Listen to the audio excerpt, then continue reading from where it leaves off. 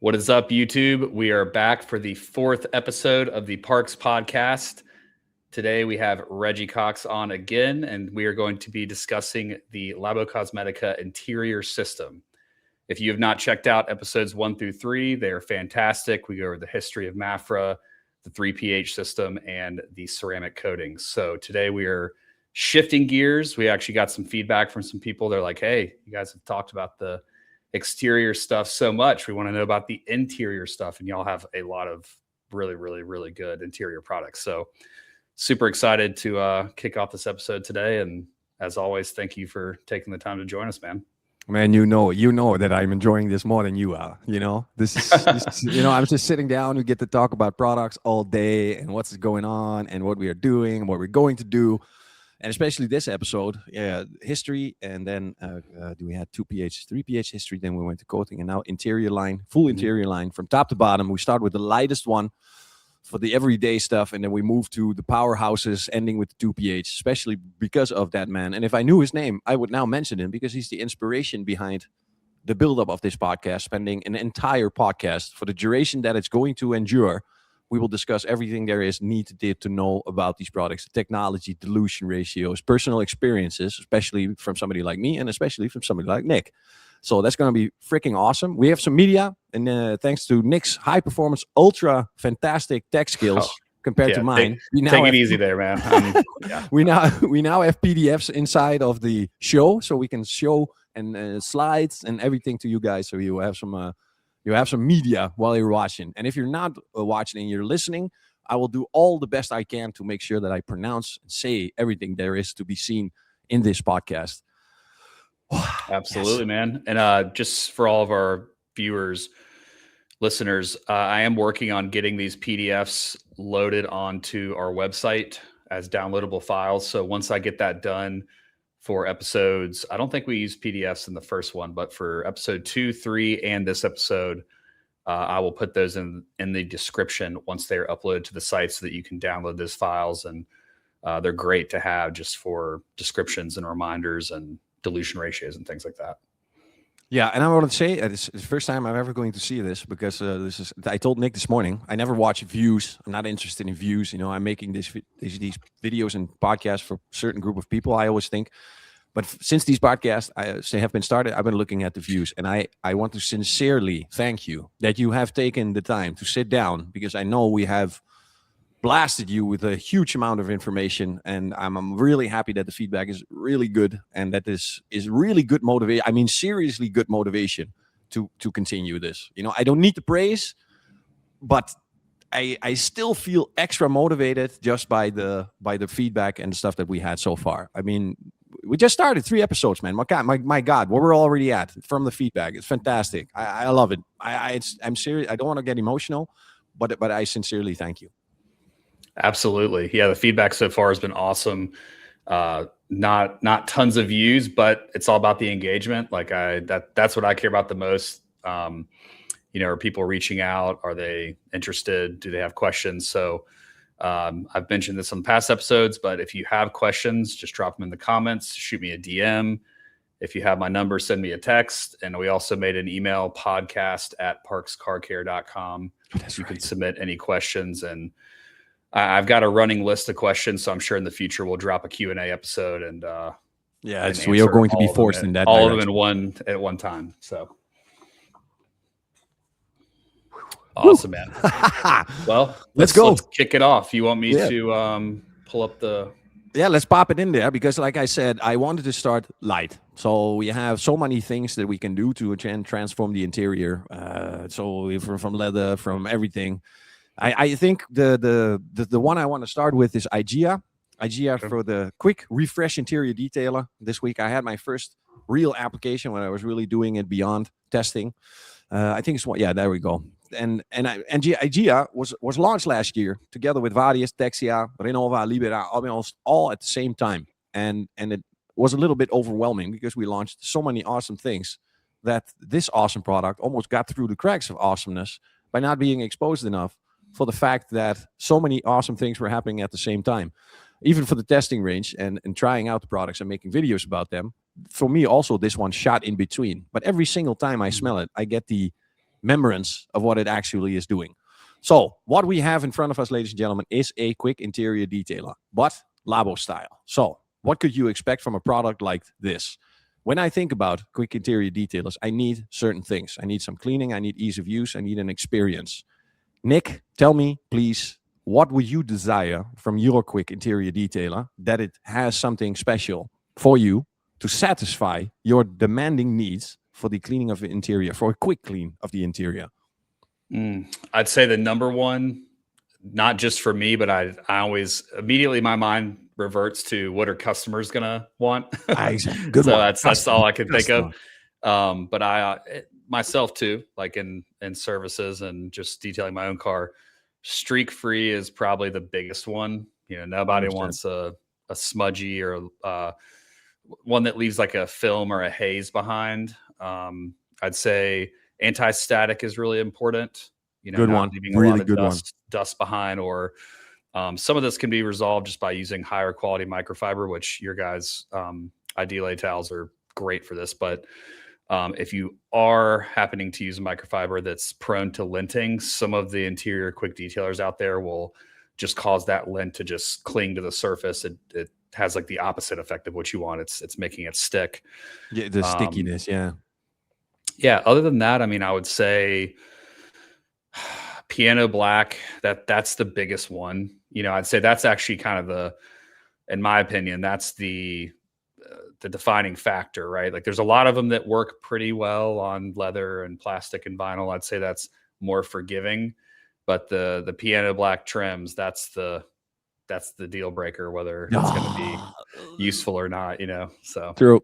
Luckily for me, in my car yesterday, there was some, it's not piano black, but it's the carbon grayish type of plastic. But indeed, these type of products need to do these things. Have a quick wipe, so no processing, no going back and forth 15 times to make sure that everything clears out. So we want good evaporation. We want streak-free result. We want natural evaporation. No finishing towel needed, preferably, or in worst cases, one wipe to clear it. And then, as Labo Style would say, we wanted to add something extra. So instead of pumping the product full of alcohol, so to enhance that evaporation rate, but also give more of what alcohol is. I always have this experience with IPA that when I use it, it feels more rigid. You know, there's absolutely no lubrication in the mixture of alcohol and water. It feels very, very strong and very rigid. So when you increase alcohol content, you get a good evaporation, but you lose the lubrication and therefore increase the static electricity by increasing the friction. So inside of Igea, we will find some glycolic energy in the form of what we have in Glico, the one that we are going to discuss further on in the podcast. And this product has some glycolic effect inside, meaning that it has sanitizing. Now, we have not put it to the test like we have put to the test Omnia and Derma in the time of COVID. Then we were doing products that can actually sanitize with the backing up of a certification. And I sincerely hope that we can do this with this product as well, because it would really boost up the actual proof and claim of the sanitizing effect. I know for sure that it's not going to be a certain level of sanitizing that you can achieve with a higher type of a detergent. This is the quick one. So I will definitely see this product used on the quick effects. So when a problem is not a big problem yet, and you can still fix it with a quick interior detailer, that will always save the vacuum cleaner and the extractor. Now, last year we also pumped, I don't know how much money in perfumes. I mean, we have pumped so many money in perfumes and sent so many people outside of the company to find perfumes. And in this one, we have found something really special. And I mean, new scents inside of the detailing industry is always exciting, but the excitement that I got from the use of this product and how it very slowly lingers like a high quality perfume, diminishing over time inside of your vehicle, giving still, you know how important that is. When you get inside of a car, you look at the cleanliness everywhere, and then you sit down, you take a breath, and you feel that smell. And that smell in combination with the clean surface is that experience that I have when I'm using Igea. I'll take the sanitizing effect as the bonus, and the ease of use with the one wipe system is the absolute product that I will always have in my car, just in case. Just I would have my quick detailer next to it for the outside. I would have my interior detailer with me, and that is going to be Igea. Fantastic. It does smell really, really nice. I had a conversation either yesterday or the day before with a customer. He bought a really nice Cayenne used, and he's the previous owner put like fragrance in it, and he's been trying to get it out. So, you know, I advised him 2 pH the the fabrics, use an extractor if needed, you know, to get that out of the carpets, and Omnia and Igea and everything else. And, you know, the conversation started originally, said, hey, do you have any fragrances that smell kind of like OEM? You know, just smells like clean new car. I was like, no, not really, but clean your car with all these products, and I think it will help eliminate all the odors and also leave behind just like a very clean. It does kind of, I don't want to say new car because that's such a specific smell, like the new plastics and the off gassing, all that stuff. But it does have like it has a very fresh, clean scent to it. So yeah, really fresh and new, like new generation, something you've not smelled before, you know, a really new experience.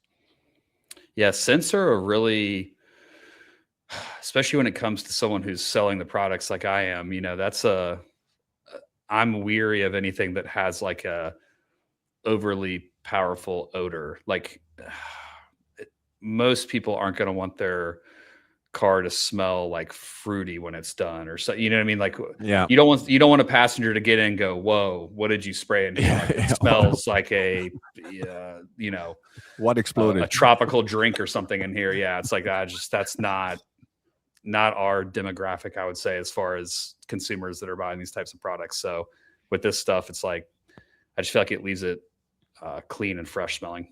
Yeah, just like I would expect from, you know, I have doubts when we do products like this. So for me, I become extra critical. You know, is it really worth it to have a product like this in Labocosmetica?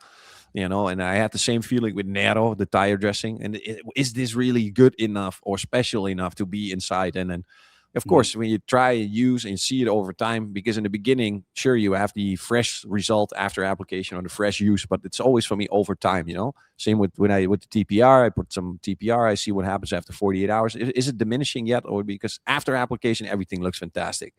But it's always my interest to see what happens in a couple of days. And I was happy to see that regrain technology actually does something to the plastic, give more texture. I don't know how to describe it. Like I said, this product is to be experienced. It's very difficult to talk about, but it's definitely worth the experience. So as far as the glycolic, explain why. I understand it for Glico. You know, it makes perfect sense to me. Why was that added to Igea specifically, like for Yeah, the this lime scale and so the glycolic acid? idea, that's actually a fantastic question. This lead to something that I should have said as a brand representative by myself, and don't need a host to tell me these things. But thank you for the question. We found out that the sanitizing effect in Glico, we have checked it out by the EDTH, something, the European Determining for Health, something like this, but a organization to confirm and get the patent for the use of the sugar acid to sanitize. Now, many times when normal interior detailers or normal cleaners, just like ours, the majority is in the alkaline range.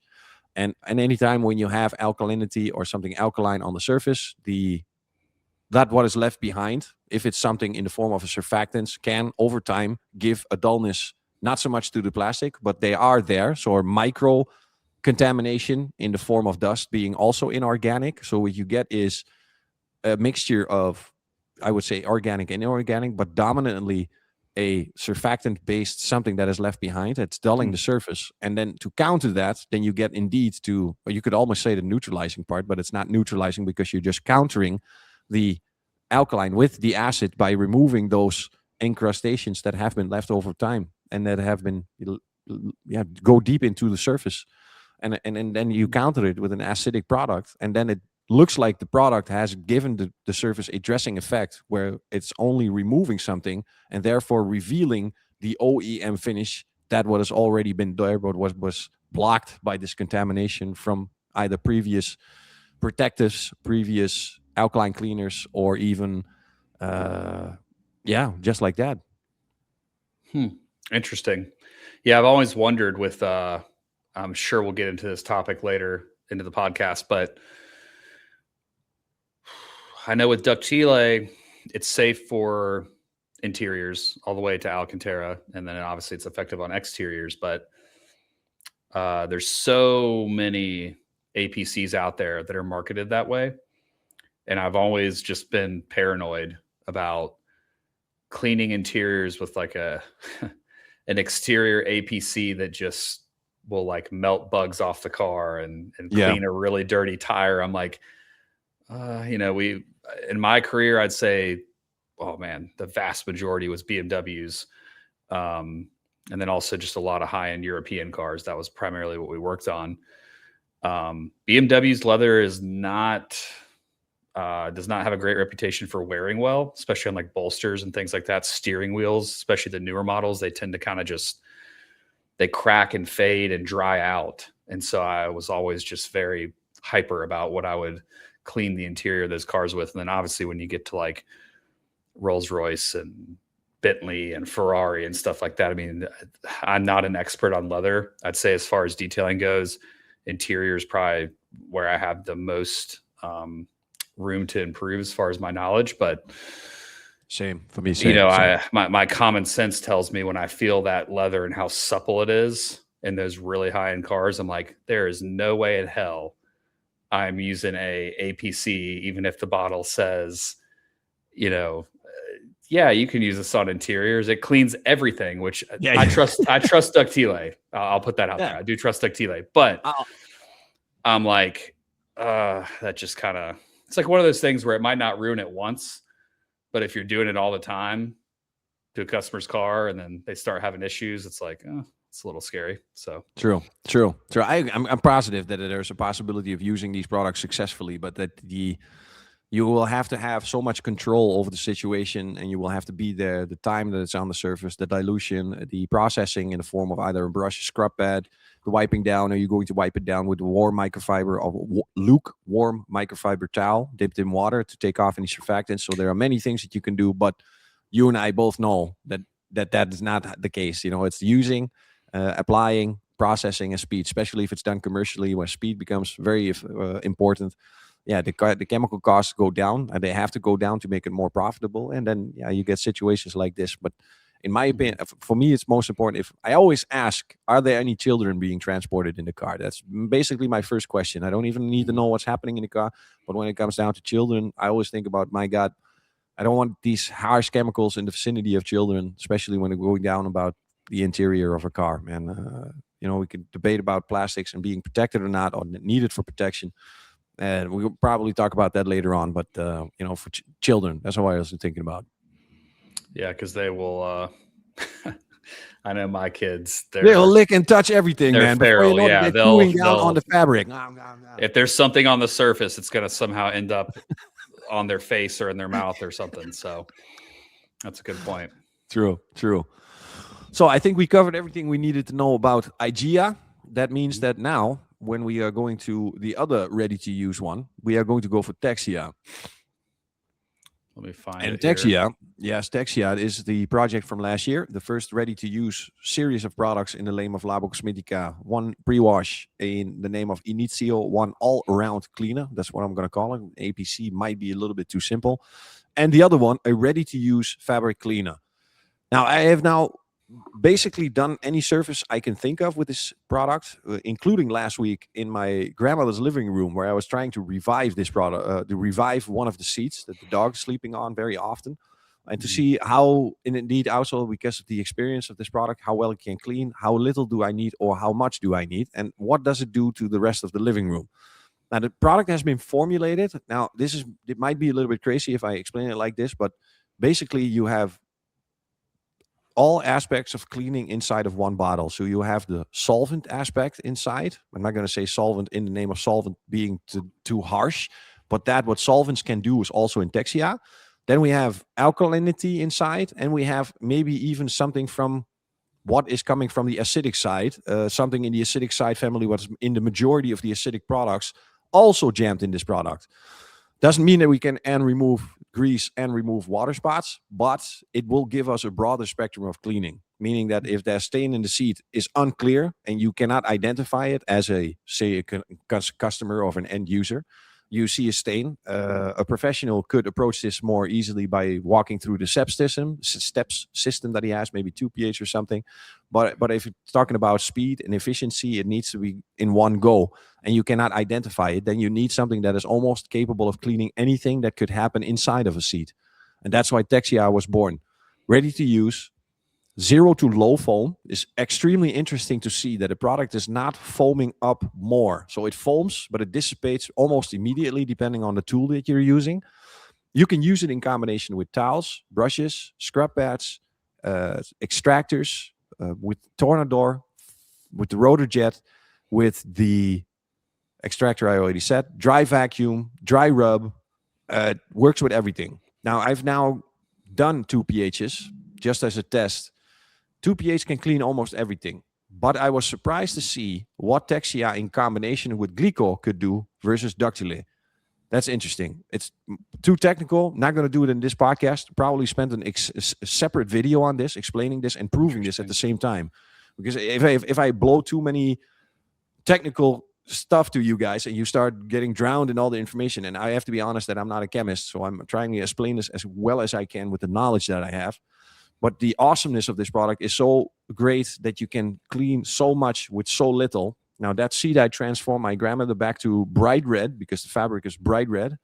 The smell was actually still there for a very long time, but not at a pungent form, so to speak. But you can still smell it. You know, it was there. Let's say it was there. It was present. It was not overwhelming, but it was present in a nice way. My grandmother was very happy about it. So because I asked her, can you still smell it? I said, I think I still smell it, but it's not a bad smell. It's a very nice smell. So a ready-to-use product. The process of this product, of the project of this product was fantastic. Labocosmetica said, no, we are not going to make dilutions of the most popularly used products like Ductile 1 to 5, Glico 1 to 5. We wanted to make something that was ready to use, that can fit inside of Labocosmetica, being an addition, not a substitute for anything, but an addition. So expanding even more to clean, but then with just one product. So we have seen coffee stains, blood stains, vegetable stains. We have seen the grass stains from the soccer players, you know, a little bit of grass stains. Mm-hmm. I've seen removal of sort of an ink removal. I'm not going to say ink in the form of the permanent marker, but I think you know, kind of a crayon type of an ink. The light ones, the marker ink, the bright yellow and the bright purple, the one like that. And for the rest, yeah, this is in combination with good towels. It's just a spray and wipe product. Spray scrub wipe, spray scrub extract and wipe. So it's everything you want from an interior cleaner inside of one bottle. Have you used it by any chance yet? I have, but I've not had a instance in my truck yet because I have those massive rubber mats that come with it. So they do a really good job of keeping the plethora of food and drinks and things that fall into the floorboard from getting into the carpet. But I have experimented with it a little bit on the Alcantara because and it's a question I was going to bring up later, but might as well bring it up now, is kind of like with the introduction of Texia and Varius and all these new RTUs, there's multiple ways to approach an interior now, right? Yes. So like my truck's a really good example because it has leather, it has plastic, vinyl, and Alcantara, and obviously fabric. So I've experimented with it more on the Alcantara because that gets dirty often. And it seems to be equally as effective as Ductile. Probably better. With probably better. It. Okay, so that was going to be my question. Like, yep. How do you decide when you're attacking an interior? Assume you have all the products. You know, what's your decision-making process? Extremely important question, because right after I finished that seed of my grandmother, I was immediately looking at the bottle. So imagine this seed being like not a lazy boy, but a little bit more firm. So I did the seat, the back seat, and then the other side as well. So the back seat, the side, the side, and the front. When I finished that project, I was down half a bottle. That would make it uneconomical to use this if you know upfront that you're going to clean a certain surface for the surface of the surface. Does that make sense? Yes. So this seed was too big to do Texia. This was smarter. If it was professionally, I would have had to step up and pick Glico and Ductile, or either one or both. That would have been economically, effectively the best way.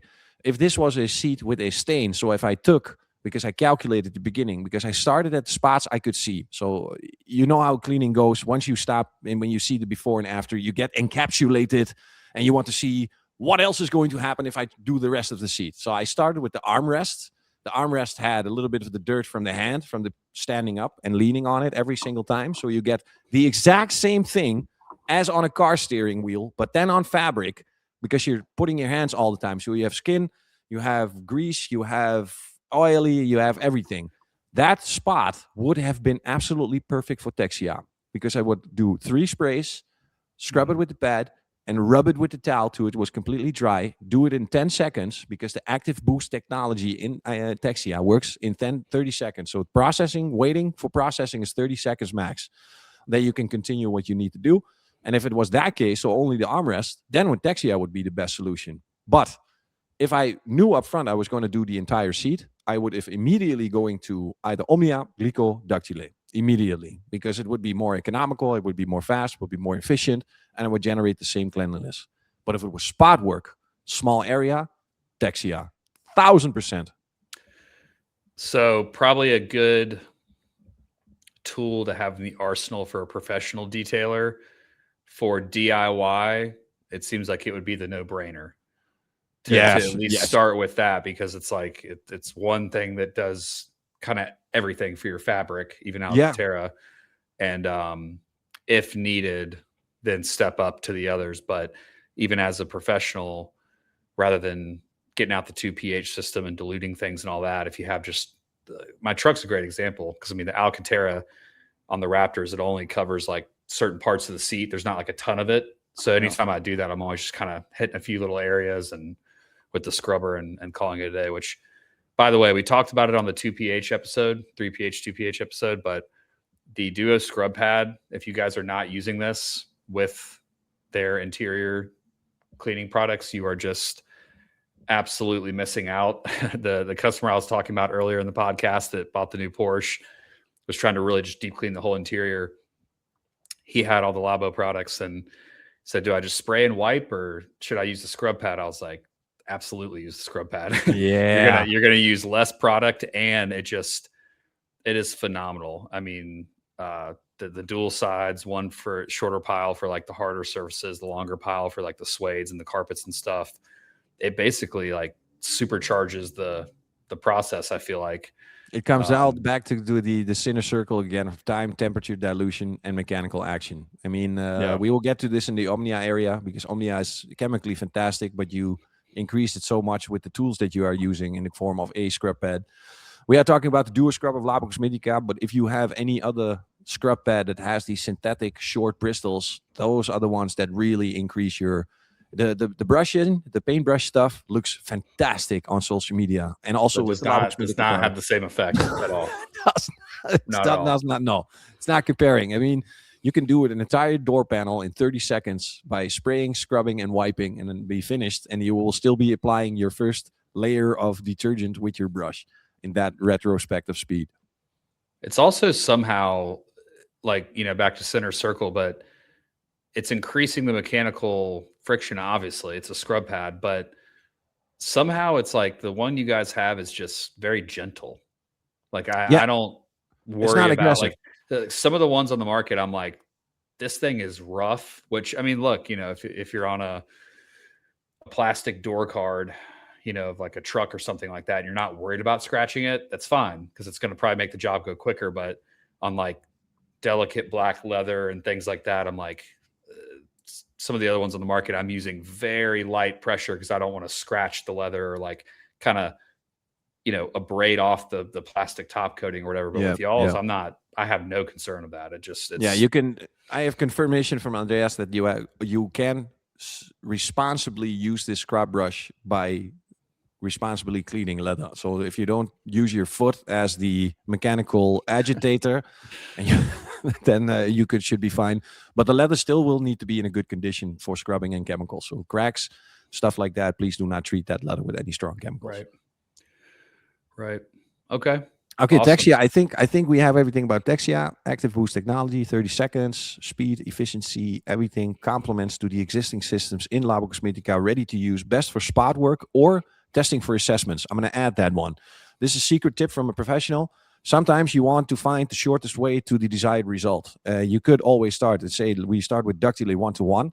But if you're not sure and just want to see what is going on and spend maybe 5 or 10 minutes figuring out what is going on, then Texia is probably your best goal for the first start.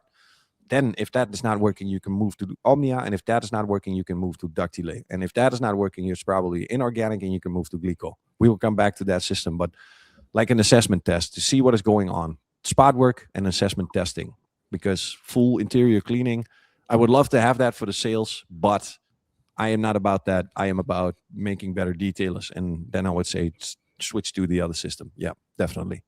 It's classic least aggressive approach first. It will pay off a lot to do that, because sometimes you can save yourself quite a bit of time and product. And it helps for your experience. So it gives you more experience. So of course, if you start with the heaviest always, but you get more experience when you start with the lower ones and find out what it can actually do. Especially when you're a Dutch guy and you're looking for cost control, then it's very important to make sure that you find the cheapest way, but the cheapest and best way. So the most effective way. And this product, here we go. Omnia 2.0. 2.0 because it has been upgraded versus version number 1. As you see here in the slide on the right top are the certifications that have been put up to the test for Omnia to give sanitizing effect, antibacterial, viral, and overall odor. I think one is odor, but I'm not 100% sure. That was a question I had, because I'm almost positive that's what it says on the bottle. So that's definitely a unique selling point. Well, actually, all three of these are. I don't see anybody else that's doing these types of certifications for viral, bacterial, and odor removal. So, and this time it was probably because this time, for about 5 years ago, it was this time that this product had this upgrade. Because of that, what was happening back then made the birth of this product and the version 2.0 for that sanitizing effect. If we didn't have what happened back then, we were probably still having normal cleaners, but it became a extra importance to clean something seriously. So not saying that it cleans or that it looks clean, but it actually is clean. So safe to eat from. Because the sanitizing effect, ladies and gentlemen, is a debated subject, claimed many times, proven very little. And that it sanitizes, I am guaranteed that all the manufacturers have a sanitizing level, but to decide what that level is, you will have to put it for the test. And before I say something, I'm not 100% sure, but I believe the measurements name is RLA. I don't know what the acronym is for again, but it is the same as it. The inches is for length, pounds is for weight, and RLA is for level of sanitizing. So from 0 to 50, apparently is surgical sterilized surface. And then from 50 to 100 is a operating table type of a sanitizing. And then you go from 100 to 200, and then you go to the food eating surface, so sanitizing that you can eat from it, and then you go from 200 to 500 from something that you can process food on. Now, something like this. So please don't shoot me if I'm wrong about it, because it's been a long time ago that I've been dealt with this product. But the level of sanitizing says enough. And we had these swabs that you can then rub over the surface before and after, jam it into a measurement device, shake it, and it will give you a number. And that number is the amount of bacteria per square inch, something like this. Don't shoot me if I'm wrong, but I believe it's something like this. And Omnia had that needed for that upgrade, because Omnia was the brainchild of Franco Lazzarotti, one of our ambassadors, or the ambassador, because he's the Italian ambassador. The man has 3 daughters, and he calls himself this Omnia as his son. His idea was to have an APC specialized, dedicated for the interior. So anything you can think of on the inside of the interior in any way can be cleaned and sanitized at the same time with Omnia 2.0. For the freaks under us, the pH level is 9, so the detergent power is not very strong, but this product focuses not on alkalinity, but it focuses on the power of the surfactants. So the surfactants inside have capabilities. That's why the processing is so important. Coming back to Sinner Circle again, time, temperature, dilution, and mechanics. So the time and the temperature and dilution is very low because the product has a pH of 9. But those surfactants loosen stuff up from the surface. In combination with that friction mechanical action of that scrub brush, you increase your cleaning power extremely. Now, this product, in comparison to Texia and Varius, foams extremely. So you can generate high foam. we wanted that to go deep inside of those plastics, lift out anything that is inside, then giving almost a dressing effect, adding even short-term diminishing UV protection, even in the same, so you are cleaning and UV protecting at the same time. And we have had so many brilliant reports from detailers around the world, like reviving old plastics. And I will be the first it works to admit, really well for that. Like, I don't mean to yeah, interrupt you, but like there's one specific shop that we did a lot of work for, and they do older Ferrari, a lot of Bentley, Rolls-Royce restorations. And it amazed me how it's, because, you know, you see a lot of these products that are marketed as like a cleaner and dressing in one. yeah, That's not what, well, I guess it kind of is, you know, it's leaving behind something. yeah. But man, it makes it look so good. And it's not that like, oh, did you put something on my interior? Because obviously those customers are super particular. They don't want anything greasy or shiny on the interior, but it just makes the plastics look dark again. It's awesome. The natural look, the incrustations that dull the surface have been lifted up from the surface, making those surfactants, giving that regeneration effect. And I have seen extreme cases from gray to dark black. And it's not that the dressing effect or that product gives such an dressing effect. It has that potential to take off that what has been there, previous applied protectants that have dulled out. That is also a possibility. People tend to forget that if you put something on the surface for a long time, that protection itself can dull out as well and also give a dull surface. So the plastic might be fine underneath, but the protection you put on or the dressing you've put on has turned powdery or milky or whitey and is encrusted there. And you take Omnia, you take off all those things, and then the regeneration effect becomes even more extreme by it looks like Omnia is adding something while it is removing, just like Purifica is doing. Purifica also look like it's adding something, but it's actually removing something. That makes it so freaking brilliant. It's restoring its original state, basically. Exactly. I was going to bring this up later in the podcast when we got to the Derma Sealant, but that, and we can table it for right now, possibly. But pull it up that slide. Dive in that Derma Sealant. Or Derma Cleaner is the whole, same. Derma has also the certifications for cleaning. That little bit of knowledge about how it's not actually restoring it. It's you know, breaking down a prior applied protectant that's now turned bad. Leather coatings. I noticed you guys don't make a leather coating, and I've always had positive experiences with one brand in particular. I would only use it if it was a customer that I was really close with, and I would explain to them that my hesitations of coating leather, but I would not put it on just anyone's car because of what you just said. You know, it's clear in the bottle the day you put it on. How's it going to look in 4 years on white leather? Is it going to turn yellow or brown or exactly? How am I going to get it the off? color? And then it's like, how do you get it off? You know, it's like that's woo, it scares me.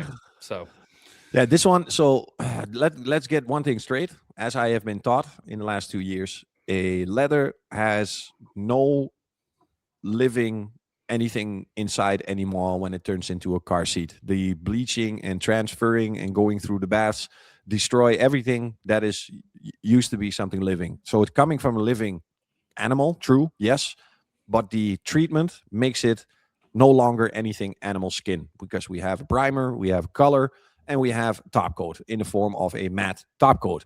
That top coat is the official leather coating. That is the one that's protecting the leather, that's protecting the color, it's protecting the pigment, it's doing everything. It's making the chemical resistance. It even has special breathability because still there needs to be a level of breathing. It's like Gore-Tex, I guess. I'm not going to make Andreas going to shoot me if I do this wrong. Well, 100%. So stick to it, Reggie. Focus. The addition of Derma is you put on a sealant that does not change the finish. So I know for sure that before and after, not like with a matte coating or something, there's no darkening or anything. So a good application, meaning there is no change into the surface. It increases everything that the original top coat can already do. So if there's any leather seat, by good definition, already has hydrophobicity because of the top coat, the addition of Derma Sealant just makes it more hydrophobic. It makes it less susceptible for staining, less susceptible for genes transfer, because you're also reducing friction. That barrier that sealant is leaving behind, the particles that are inside of the sealant left behind, kill bacteria that land on it, so they don't accelerate, but they diminish the possibility of mold forming in cars. So anything in touching that leather coating is dying. You can see an example of that with mold inside of the Derma Sealant video. The video is too long to put inside of the show, but it's still online. And then you can see with the cheese test where they put a part of treated leather with Derma Sealant inside of a jar with cheese, and then they put the same cheese in another jar without the leather part with sealant on it. And then over time, you will see that the part with the leather inside molds much, much slower. I mean, 10 times slower than the one that doesn't have any treated. Because now I've also discussed this with a detailer from the Netherlands whose wife is a actual biologist. And she also confirmed to me, Reggie, the mold inside of cheese is not the same mold inside of the car. And I will definitely confirm that it's true, because not many people are transporting cheese, but we have different I don't know, mold. Man. My truck's got some interesting stuff from a week-to-week basis that I find when I'm vacuuming it out. Like, I don't know how my Where's kids this coming from? sneak it into the car, but I'm like, yeah, there's probably some cheese in there. So yeah, 100%. So this is a good example, but it at least gives you the idea of the potential of the product. The application is super simple, but it's super simple meaning that it is almost so simple that you feel that you didn't do anything. If you have that feeling, you did it correctly. If you still want to do something extra, so never spray the product directly on the seat. That is one. That you add too much because you just want to add something. You want to completely close. I've had the experience of spraying it onto the surface, but if you then get into a crash, you will shoot over the seat, under the pedals, and under the steering wheel. For 100% for sure. You will not be able to sit still on that seat. You will be sliding all over the place. So it becomes extremely dangerous. Best way is a applicator suitable for leather. So that means no magic sponge, no 1500 grit sandpaper. Those things are not allowed to use with Derma Sealant. I'm saying this because I know people. They do this stuff. But you need a nice, delicate applicator. You spray it on, you rub it back and forth, and you don't give it curing time. You just wipe it off. And if you did it correctly, there is no change. Now, that could be the opinion. I am not sure I covered everything. So you're definitely allowed to, after 20 minutes, to do it again. Then that active quaternary layer will get its full potential after 24 hours. But you can give the car away because the seating power is back after 20 minutes. So even after the 20-minute application, in 20 minutes, you do it again. After 20 minutes, you can sit down and you can drive the car as you would use it anytime. Smell, yeah, we'll take it as personal, but I like the smell very much. Yeah. Oh, I do too. I think it's great. That's good to know about not spraying it directly on the leather. I've never done that. Extremely just important. Because I've learned over the years, like when you're at that point in the detail on the interior, you don't want to do that because then all your piano black trim and you're just getting overspray on stuff. But that's interesting that it would make it the experience be that much different. So that's good to know. Yeah, and as the chemist explained to me, he said, Reggie, if we are making something in the form of a coating or a protectant, every time we add something like UV protection and this protection and this protection, he said we're also adding chemicals that are giving more glossy effect. So the fact that this product has beating, sheeting, chemical resistance, friction resistance, color resistance, mold resistance. He says it was a freaking nightmare to transfer this product to make it sure that it didn't make the surface glossy, to alter the original aesthetics of the leather. Now, as an addition, I also get a lot of question about how long does a product like this last? Well, about how as long as the person is sitting on it. So I'm 100% for sure that the driver's seat is going to go down first, the passenger seat second, and the rear seat the last. So before the rear seat has lost its protection, the driver's seat would have already lost protection over time. So I think, based on your own judgment, I think if you do this 3 times a year, 4 times a year, that you have more than enough protection. Then another question is how to maintain this. Now, maintaining is friction sealants don't like friction. So abrading it with strong abrasive type of brushes and stuff like that destroys the sealant. But according to the chemist, it is even possible to use a Derma 1-to-1 as a maintenance. So then I will have to calculate or I have to test how much the pH is because I only know pure and 1-to-5. 1-to-5 is my secret dilution. We will talk about that later. secret dilution. I'm saying public secret dilution. Off-label use. Off-label, because I have to say it. It's an important subject. But for Derma Sealant, one bottle lasts a long time. You might also want to clear the sprayer after use, because you're dealing with a sealant. That sprayer can clog up. It's a very small nebulizer, so it's best to empty the sprayer, just like you always do with every single sprayer. You do it with the spray can, you keep it on the top, you spray it a little bit to make sure that nothing clogs up. It's been invented since day one, these sprayers. So please take care of your sprayer so your sprayer lasts, because you need that sprayer to apply the product. So Derma Cleaner, I know we're on the sealant right now, but so the pH level of that does go down when you dilute it, because I know all chemicals are not equal in that regard. Yeah. Right. So meaning some will. Okay. It's true. So if we dilute Primus from pure to 1 to 10, the drop of pH is not that high, because it's a concentrate and designed to be diluted. But a ready-to-use product has a pH level, and when you add water, because it's not a concentrate or dilution radiate product, the pH level will drop or rise faster. So I tested 1 to 5 in the lab at 20 degrees, and it had a pH of 8.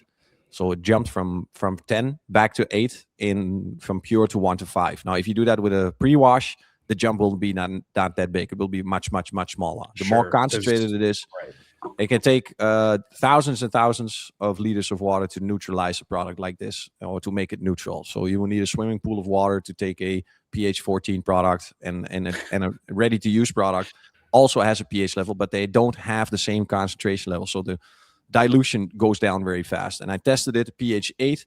So you still have some detergent power, but the solution is not designed and it's not stable. So I used the bottle. I kept it for 2 weeks. After 2 weeks, it doesn't look very nice. It doesn't look it's usable. So I would not suggest using this as a storage product, but a product that you would need for a leather that doesn't look disgusting, because Derma Cleaner Pure used only for really bad leather. And then also with the responsible use of abrasion on that leather. But it's a good leather cleaner, but it's in the leather range. It's very strong, very strong. It is. I mean, I don't have concerns, obviously, of it like damaging anything, but it is strong in the sense that we've worked on a lot of really old cars where I think their cleaning of the leather was mostly just like spraying and wiping down, talking like 20, 30-year-old cars and stuff. Yeah. So just so much built up nastiness, in the grain of the leather, especially on like the steering wheel in the high traffic areas. And Derma Cleaner will knock it out like in 1 or 2 passes. It's very strong. So, yeah, so as far as, I'm sorry. No, it's just if the leather is in good condition, there's less chances, but it's the friction and abrasion, the mechanical action that I'm mostly worried about. The chemical itself, spray and wipe, I don't see very much difficulties, but when I see difficulties when people start using the jackhammer in combination with the chemical, it's increasing the chemical potential so much, and you're stressing the surface so much extra that you're not talking about cleaning the surface more, but you are morely destroying than cleaning. Yeah, same thing as car paint. I mean, it's just it's exactly. They say Andrea says it a million times. If you would not do it on clear coat, then please don't do it on leather. That's basically his biggest rule. Don't use it on clear coat. Don't use it on leather. For sure. I like that one because I can the magic eraser stuff. I'm just like, it's like, man, you're done. Like that coating that was on that leather is now gone. That's unfortunate. It's non-existent. So for Derma Sealant maintenance, you're saying Derma Cleaner 1-to-1 is, if it sounds like if the leather's a little bit on the dirty-ish side, but for just pure, like, I guess, week-to-week maintenance for the people who are like really on top of it, you'd say like an Igea. Igea, something like this, something fast, like quick wipe down. Because if the coating is there, or the sealant in this case, sorry, I'm not allowed to say coating, but if the sealant is there, that should not be needed for harsh chemicals, or else it's just a bad sealant. And we know it's a good sealant, so we know for sure that it's not necessary to use Ductile 1 to 5 for maintenance on a sealant for leather. So it's always going to be something light. And if it's needed for something more, you can also probably assume that the sealant is not there anymore. Right. That is one difficult thing to see. It's either deteriorated, or you're going to deteriorate it in the process of cleaning the crazy mess that you're dealing with. Okay. Exactly. Awesome. Yeah, no, I've the entire concept of leather coatings has always confused me a little bit. And this isn't to take a stab at anybody that manufactures leather coatings, but because you see the videos and you see the testing, and some of it's quite impressive, when they're taking Sharpies and drawing on the leather and doing all this, and then the coating, it obviously just releases the ink easily and the dirt and everything. But to me, this might sound really simple, and people who are more into the chemistry might be like rolling their eyes, but the softer the surface is, the less I'm likely to think a coating is the solution, right? So like car paint, clear coat, wheels, glass, I'm like, get it, makes sense. When you get into like fabric tops and leathers and fabric on the interior, I'm like, to me, it just seems like one of those things you should probably just maintain more frequently. It's totally just, agree. The whole concept of put this on it and it seals it in and it's on there forever. And it's like, I just don't think, doesn't seem logical to me, but totally agree. 100%. Especially on customers' cars. I just was not a huge fan. It always worried me a little bit. So awesome. Well, what do you want to move to next? Let's jump to we had Igea, then we went to Texia, then we went to Omnia. Now we can either finish the leather story immediately and dive then into what is going to be 2pH, because then we have to combine Ductile and Glico together. So I think we finished the leather. We go for leather cleaner Derma. Summarize basically, because we have, so we got pretty high pH, pH 10, pretty strong. Leather needs to be in a good condition. So we've seen it cracks, folds, rips, stuff like that. Avoid that area with anything water and chemicals inside. That alkalinity inside of Derma Cleaner can go under the top coat if the leather is cracked up, and start some process called hydrolyzation, where it's then actively drying out the surface that it should be protecting. So you're accelerating the degrading of the surface that you are trading. So responsible use, great smell. It's very, very same certification as Omnia. So we have the bacterial, viral, and molding. I believe the last one is molding. And processing, easy, fast, simple, just like you would expect from a leather cleaner. But that's summarized. Yeah, it's basically There's not much to say anything.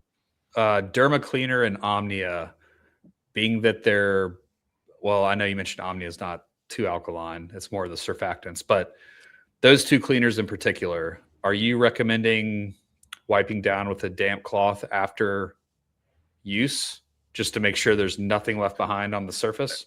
Omnia, yes, because for Omnia, we need to have that. We don't need the UV protection and the regeneration effective surfactants on leather. We just want it to clean. So to get rid of those surfactants, lukewarm microfiber towel, water dipped in water is enough to take off the surfactants. Okay. It is maybe also a good idea to use this for Derma Cleaner. Interesting, it says it hydrates the leather. What I just said is it doesn't, because there's nothing to hydrate anymore, because it's not a living substance anymore. So let's forget about the hydration effect. Let's say that the surfactants inside are not going to diminish the hydration that is in the seed. Let's say it like that. That is smarter. That is better. So we like it like that. But if it's necessary, I have not had any experience with stickiness or other feelings after the product. But if you want to confirm, it's always a good idea to wipe it down with a wet microfiber, making sure for 100%, even if you have a very strong cleaning sequence, so the leather was very bad and you are attacking it with a lot of chemicals, and then it's always a good idea just to make sure, because that might just save some diminishing aesthetics effect if you remove those surfactants immediately, then leave them over time. This might be a dumb question, but would Igea be an appropriate solution to like getting Omnia off the surface or Derma Cleaner off the surface? Well, I'm not going to confirm it right now, but based on this question, I'm definitely going to try it. So I can. Can I give myself? Yeah, I can give an. I know I got one. I was sitting in my mom's car. My mom has two cars. One is leased. One is hers. The one that's hers, she is saving right now by suspending it from road tax right now and putting it under a car cover. So it's been standing outside very long. And I sat into her car driving this week. Last week, she picked me up to the garage. And I said, you have not driven this car for a very long time, because I can smell like it's 1976 in here. And this car is 2014. So something is wrong. And my mom says, I don't smell it. I said, that doesn't mean it. It's not there, because I can smell it really clearly. Let's turn on the air conditioning. # bad idea. those fumes were worse than what was hanging in the car. So my mom's car, it's difficult to prove that the car is not smelling anymore, because my mom was already smelling nothing. So if I clean it and I ask my mom to smell it again, she's going to smell nothing. So, but I'm going to use this, and I'm going to use the car and then use Omnia for the cleaning and then use Igea for the finishing. That's a good idea. Let's see what happens. Good question, Nick. Let's take this into a good video in the future. Okay, sweet. What do you Yeah, want me then we work pop on? into then we go to Ductile, and we go to Glico, and then I have one more Omnia question, go ahead, shoot. and it's because I'm delivering a package to a friend today who bought some, so I know he's going to ask me. Quick detailer ratio. You know, being that it has surfactants in it, like, is it 100% of the time you need to wipe it down with a damp microfiber, or if you dilute it enough, can you get by just kind of using it as a get some dust off the dashboard kind of thing? Good question. And now, sorry, ladies and gentlemen, because we didn't even finish Omnia correctly. The awesomeness in the dilution ratios. So Nick is right. Do you have a quick detailer dilution for Omnia? It's 1 to 10. In that case, if you use it in that case, the detergents are so low that you can just spray and wipe, just like a quick detailer. You don't have to worry about deep, intensive surfactant action. When you move from the 1 to 5 to the 1 to 1, I don't see this product being used 1 to 1 because then I will go to a Ductile, make it a little bit stronger. Why should I make a delicate cleaner so strong that I can move to another cleaner, making it less so difficult? But I would say, okay, Omnia 1 to 5, 1 to 3. It's probably my max 1 to 3. Then it needs to be something really dirty. Processing in combination with brushes, extractors, everything is possible. Wipe downs. And here's the kicker. This one, I believe, I'm not 100% sure, but I think it's Casper Kwakman. Not sure. Dutch guy, that Dutch detailer. He told me he did a lot of some work, and he said, if you make a dilution of 1 to 10 between 1 to 20 in the rotor jet with the what's it called, the flask under it. So you have the wet tornado, so to speak, not the dry one, but the wet one. Yep. You make a dilution 1 to 10, 1 to 20, depending on what you're doing. You vacuum the car, then you blow everything with the dilution, and then you switch off the water addition or the addition of the chemicals. You turn off that switch and you make it with air and you blow everything dry. You get like the first touchless interior cleaning system in the world. It's absolutely mind-blowingly awesome. And it's funny that this guy invented it because he needed something to generate results without effort and or chemical use. So the necessity of his job gave him this idea that transferred, and I've done this for some other dealers as well as a demonstration. It works fantastic. So you see people a lot of time using the Tornador just to blow out dirt and stuff. But if you add Omnia inside, you get like a double action. So the surfaces that are then dry, you can blow them dry and get streak-free results, but you can also wipe them down to increase the speed even more. So we just wipe down, you spray the surface with this. You could just wipe it down with a towel or just spray it dry with the extractor of with the what is it called, the Tornado with the flask under it. But then you close the air, the water supply, and just blow it with air. Everything's streak-free, smells fantastic. Because the original version in 0.5 has a smell, but the Pro version, it's just the Pro version because it's 4.5. The Pro version only has no smell. So the 0.5 version has a smell, and the 4.5 doesn't have a smell. Oh, sorry. No worries. I was thinking. I was looking at my screen. I saw a phone call, and I was thinking, "Is shit? Why is my phone call coming through? Because I also have WhatsApp on the phone, on the computer, so it could just pop up anytime in the screen. But it's your screen. Yep. Wife's calling. She must need something. Okay. So yeah. So at 1 to 10, it's safe to. I mean, even you could use it in the way you just said, like use it with the Tornador and just blow dry it. And so blow dry, streak-free, quick, just 1 to 10. So 1 to 10, 1 to 5, 1 to 3 max. Processing, everything, streak-free result. Odors, viral, everything. So clean, sanitizing inside. Only downside, extra work. Clean leather with the Omnia 1 to 5 and up. Wipe it down with a wet microfiber, and then you are good to go. This is basically anytime you do a full interior, this Omnia should be your standard product. And especially if you don't have a visually dirty interior, Omnia is 100% you go to, 100%. Okay. Hopefully I made the right recommendation because my buddy's got he actually has the exact same truck as me, and he has kids the same age as my kids. So he was texting me. He's like, man, I got dried up applesauce on my leather and it won't come off. So I was I hope. Let's hope that please don't scrub it off. We'll get it off the correct Yeah, way. let's hope that the recommendations stated in this podcast will lead to the success of the removal of the apple stain inside of the seat. If not, my credibility just lost 15 points. Oh, that's funny. That's funny. Okay, well that covers Omnia. So let's go to Ductile. Ductile, ladies and gentlemen, what I call this product is the APCs of APCs. And when I say APC, I mean APC, because the rest I know, most of the APCs are all APCs, but they are actually AAPCs. An APC is an all-purpose cleaner. An AAPC is an almost all-purpose cleaner. You get where I'm going? Ductile is the one that you can clean everything, inside and outside of the car. Today we are discussing it for the inside of the car because it's together with a two-step system called the 2pH, namely Ductile and Glico.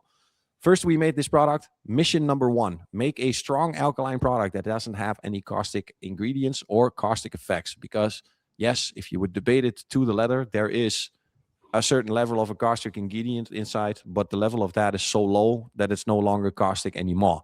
But yeah, we have reached in CLP, SDSs. That means we have to put everything inside, always. And Ductile was the brainchild, because it's an upgraded version of a very successful product that we already have in Mafra. So you could call HP12, or as the Dutch guys call it, Hardporn 12, because they like it very, very much. And Ductile is the grandson of this product because Ductile has the capabilities of cleaning, but doesn't harm any surfaces under what it's treating. So the aluminium parts in the engine bay, the interior parts, the parts that you can always look at for the delicacy, you need to have a streak-free result. You need to have processing. You need to have all the materials necessary that you can use this product successfully. So you need to have scrub brushes. You will have processing in the form of everything.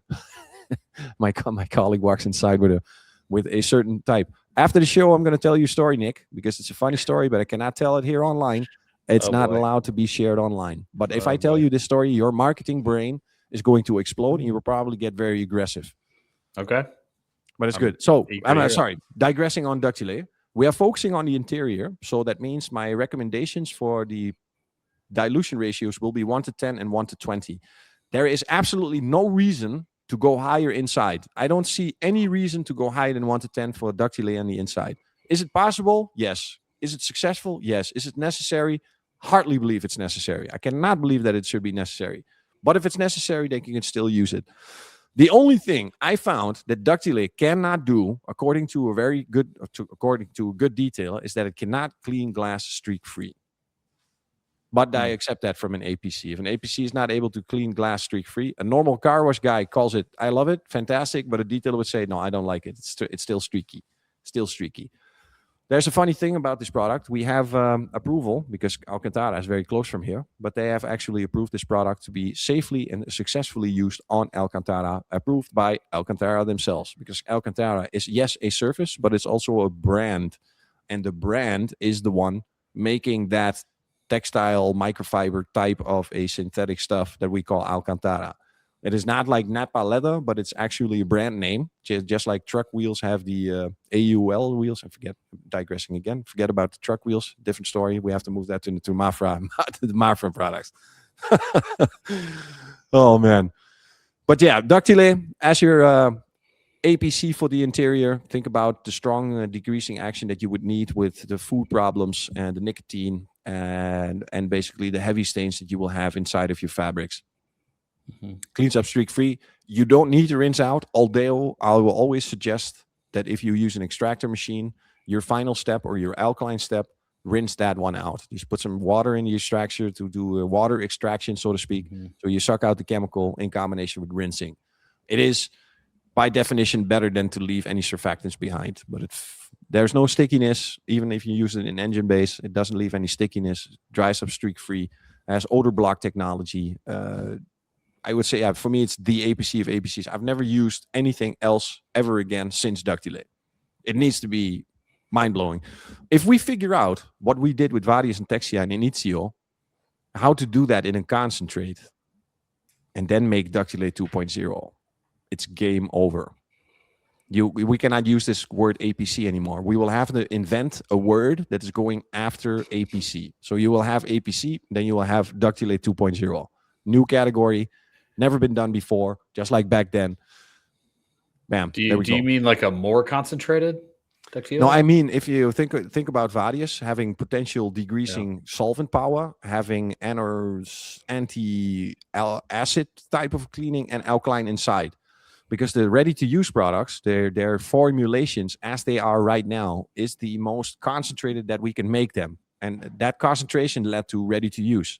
If it was possible to concentrate them more, they would not be ready to use. They would be sold as concentrate. But right now, with the technology available in 2026, this is what we can do with the concentration. If we increase either one of those three inside Texia, Vadius, and Igea, product becomes unstable. Not unstable that it's going to explode, but unstable in performance. And when it goes into consistency, that you will have to have the same performance every single time. That consistency in results is very important when you're dealing with professional products. So if we figure out to make those combination combo products, let's call them the combo products, if we can figure out to concentrate them, you get a new type of cleaning. So you're not going into, I need an alkaline for organic, I need an acid for inorganic, I need a solvent for the degreasing. No, now you have something that has all three inside. Not completely to the full extent of what they can do, but you expand the spectrum of cleaning so much that you don't need three products, but you can do it with one. And that one product can then be diluted from 1 to 1 to 1 to 20, increasing it even more. So you get the use of the product and expands so much that you could potentially get what you said in the beginning, that these APCs been used for everything inside. You just need one product for the car. This technology might really lead to a Ductile 2.0 that will redefine cleaning as we are doing it right now. We might even look at this podcast in 10 years and say, remember when we were cleaning with organic and alkaline? Oh, remember 2026 when we're still cleaning acids with inorganic? Oh man, remember before Ductile and stuff like that. Something like this is going to happen. This might already been happening. I might already have videos out there that I'm saying information that has now been outdated, that has just been passed around the technology, and we are now living in those videos are now living in the past as a history of where we once were in the detailing industry. Wow.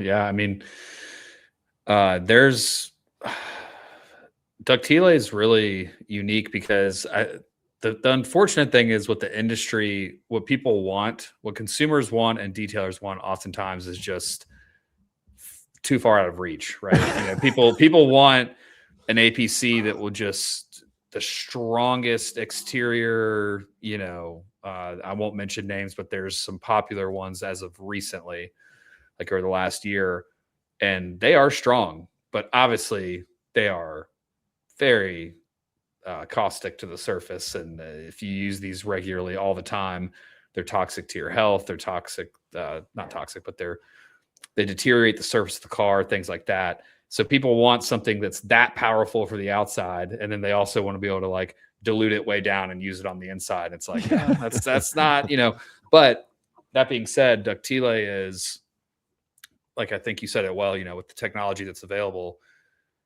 it is extremely close. I mean, everything on the inside, all the way to everything on the exterior that I've used it for, it has been excellent. But I do know there's that segment of the industry that they want like the nuclear bomb APC that's, they want the depleted uranium and the Ductile is not APC. gonna be that, but the upside is you're not potentially harming the vehicle and harming your health and things like that. So the fact that it can be used on Alcantara all the way to like engine bays and tires is still just incredible to me. So yeah, I would put Omnia above my Ductile use, but inside of the 2pH Ductile, especially the formulated, especially to go in that. So it is when you know it up front, when you start getting experience with the products, with how they work, how the results came out, and if you become more critical by, okay, maybe you can extend even more, some processing, a little bit more time, a little bit more scrubbing.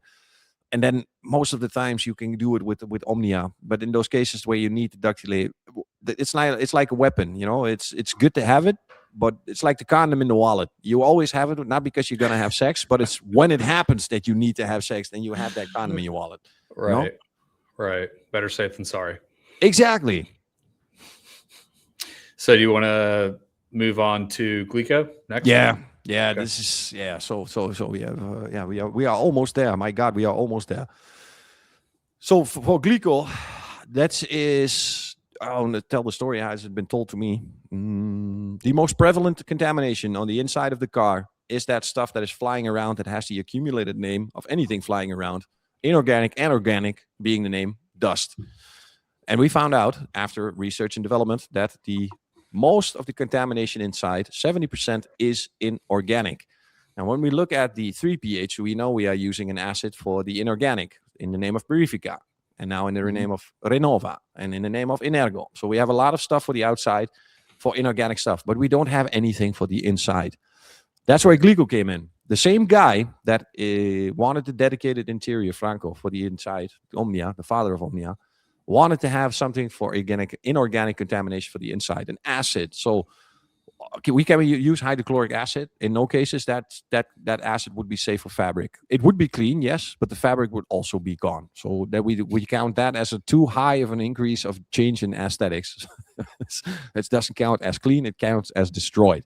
Yeah. So the search for an effective acid came down to the actual skincare products, where there is a acid called glycolic acid and lactic acid being successfully used for skincare products, mostly for women. So if it's good enough for my wife to put it on her face, then I should be able to put it safely into a fabric in a certain concentration, I think. To me, that was the idea for the creation of an inorganic fabric cleaner in the name of acid. So during development, 5 detailers and 1 female detailer, Erminia Carsanova, Thomas Guidi, Michael Jordi. God damn it, I forget. It's been a long time, but those 5 were the main 5 that actually dove into this project together and find the final formulation of an effective acidic cleaner for inorganic contamination for the inside of the car, especially on fabric. But now, after 2-3 years, we also found out that you can use it to prepare some plastics. So instead of moving to a Purifica or Purifica or an Energo to clean your plastics, while you are going to use a scrub pad, you can also use Glico. So Glico is going to assist in the acidicness, but not in the same potential as Purifica or Energo. Therefore, taking the same surfactants, alkaline surfactants or protectants, taking them off with the acid from Glico, therefore preparing the plastic better to accept the new form of protection. But it's an off-label use. Inside of the engine bay, we have tried it as the preparation for TPR. We have tried it successfully. Glico on leather has now also been tried, but again, it comes down to the mechanical action of the tool that you are using. It's not the chemical itself, it's the combination of mechanical action and the chemical. Dilution ratios 1:10 and 1:5, and we have a beautiful chart. There is one part that before we skip to the chart, it's called the luminol effect. And the luminol effect is something that I see sometimes. And what I mean sometimes is that there are certain types of plastic, and when I'm cleaning them, and I've been vacuuming them, and I spray Glico, the Glico lights white up. Like in CSI, when the blood lights up, they spray the special chemical, and they use the UV light, and everything turns to the nightmare that has been shown. The luminol effect is the same. So it's the same identifier for a inorganic contamination that therefore is highlighted during the chemical. Now, it's not only an acidic product. It's not acidic alone. There is, just like a combination of Texia that has multiple types of chemicals inside, Glico has the same thing. Inside of Glico, you could count maybe 20% in the range of what Ductile can do, inorganic contamination. We use this not so much as a cleaning agent, but as an identifying agent. So think with me. I'm going to paint the picture for you. I am cleaning the seat. I have vacuumed the seat. I'm going to take on the Glico. I have seen the brush, and I have seen that there's dust in the seat. I'm going to spray on Glico. Then I'm going to scrub the Glico. And at some point, I'm going to suck out the Glico. I don't need an extractor. I just need something that can suck out a liquid. So I'm starting to suck it out. And then I have this mouth, this transparent mouth.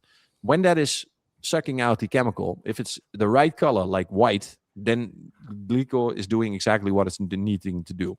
If the color is anything other than white, I will leave that to your imagination what that color can be. But if it's any color other than white, there is organic contamination there.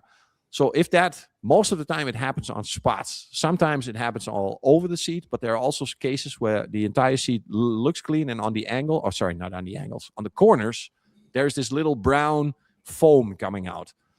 That is your identification for organic contamination. So it's removing inorganic contamination and identifying organic contamination, so you know exactly where you need to follow up with Ductile, because that is the time saver. Glico identifies for you where the organic contamination is. So in the follow-up step with Ductile, you don't have to cover everything with Ductile, scrub everything, and rinse everything. No, you highlight those parts that you have done with Glico that showed you through the extraction mouth exactly where that organic contamination is. In the bottom range of the human being, where the farts go into the seed, most of the time, that's where you see the brown stain. On the corner of the seat, where most of the time I spill my coffee, it's on the front middle and on the front left. Because when I get into the car, I shake the coffee cup, it lands on the floor in the middle of the seat on my knee, and the rest lands on the left side. So I have these little spots of coffee that are then being highlighted by Glico, so I know exactly where I need to follow up with Ductile, saving me so much incredible, valuable time. Because the drying phase is the scary phase, where every detailer is hoping that those white stains don't come back. Will come back. And that's especially what Glico is designed for. Because if you take out the reason those white stains are being created, ergo inorganic contamination, dust, cement, call it cement. If it's magnesium, calcium together and it accumulates in one spot just by the use of water, it's going to accumulate and highlight when it dries up. Just like a water spot, you get this white stain that is it's like an outline. It's a scale spot inside of your seed. And Glico is the one that is removing that inorganic contamination and freeing anything that is organic, making sure that when you follow up with an alkaline cleaner, that alkaline cleaner is going to take off anything that the acidic one didn't take off. And then you would have a full step cleaning system by using 2 chemicals successfully. And I would still say there have been cases also for me where 1 round was not enough. And I will leave that to your imagination, how much of a cesspool that would have been with use of double use of Ductile and double use of Glico. Going through a full bottle of Glico and a full bottle of Ductile. What are your go-to dilutions for 2 pH on fabrics? So Ductile is always, in rare cases, I would go to 1 to 20, but for the most of the time, I said 90% of the time is 1 to 10. One go-to dilution for fabrics. I stay for the fabric seeds, for the seats, for the carpet. I keep it on 1 to 10.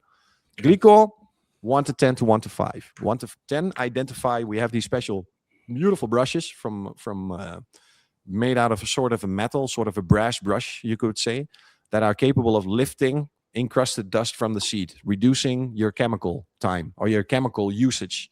And the amount of dust coming from the seed is the amount you are going to use Glico. So if there's a lot of dust with that brush coming from the seed, you're going to use 1 to 5. If it's a little bit of dust, you're going to use 1 to 10. Okay. So during the brushing stage is when you're going to determine. Yeah. It is all about assessment. I could give you like I could be like a manufacturer and say to you that you use 1 to 5 on both. But it's not about that. It's about the shortest way to the desired result with respect of the surface, the person, and the environment. And if those 3 are followed up, then we will have a successful user that is going to use this product successfully for years.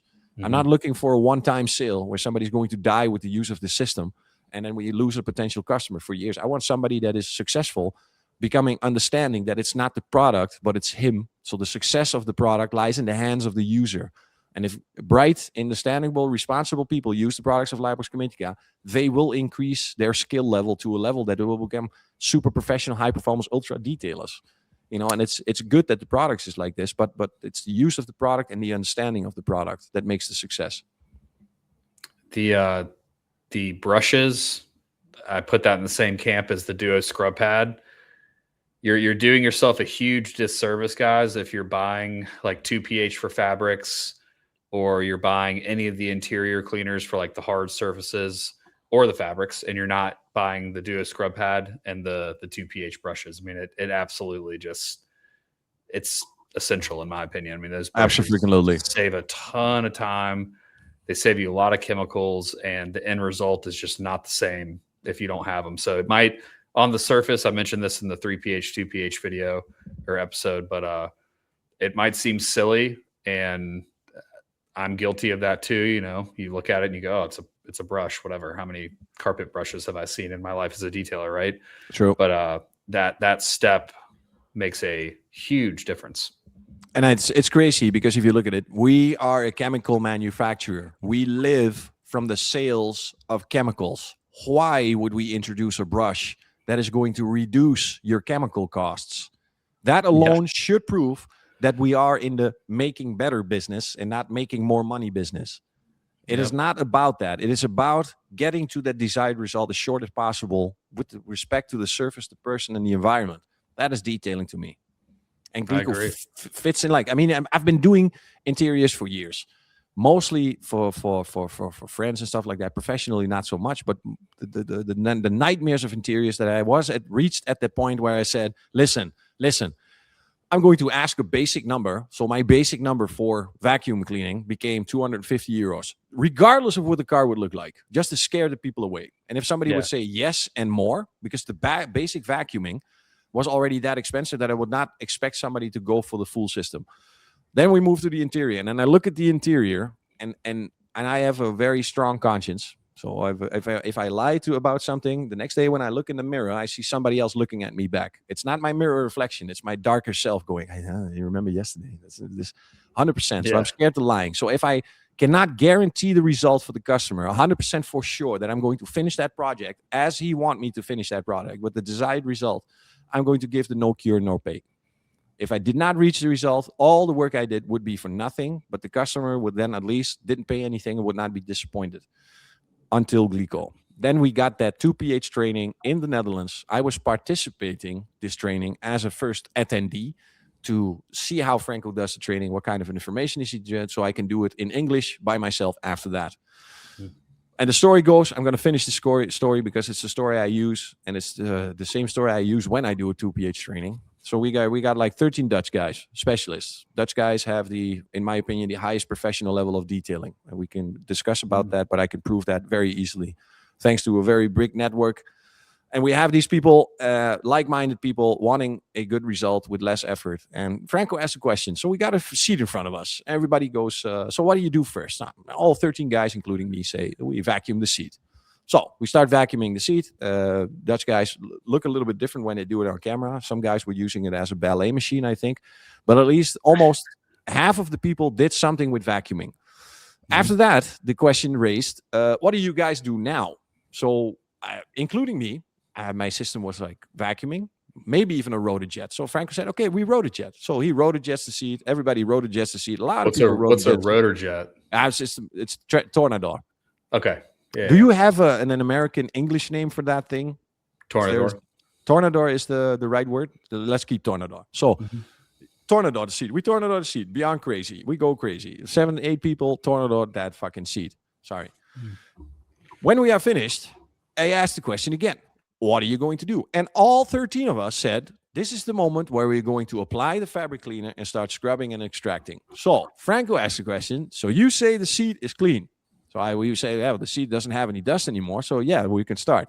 Franco takes the brush, takes the light, makes one whiff with his brush on it, one wrist movement. And the release of the dust was like the desert of Sahara blasting in front of the light. And everybody's jaw dropped. Everybody's jaw dropped on the floor. Everybody was going like, huh?